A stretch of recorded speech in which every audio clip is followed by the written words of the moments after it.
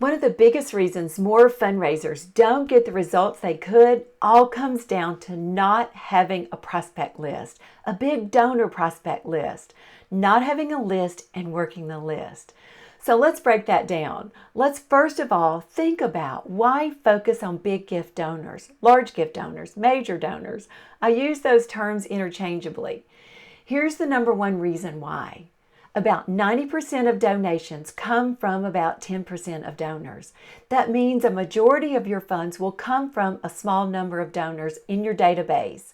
Major donors carry the weight of giving to nonprofits. And listen to this, 10% of U.S. families control the majority of wealth in our country. They control over 75% of the wealth. That's amazing, right? So here's what happens. You end up spending hours upon hours of your time in areas that don't bring big results. You get sucked into all the administrative tasks and posting and scrolling on social media. And often you stay focused on the small gifts. And yes, they're important because they build a pipeline.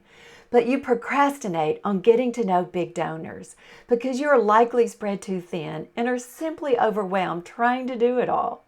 And at that point, you can't even think about how to get started bringing in large gifts. Certainly when this happens, you're not on top of your game, and you're in the same place next year as you are today. You want to spend your limited time, energy, and efforts on what truly matters, and that is getting big gift donors. So the first thing you need to do is to create a large gift donor prospect list so you can work the list.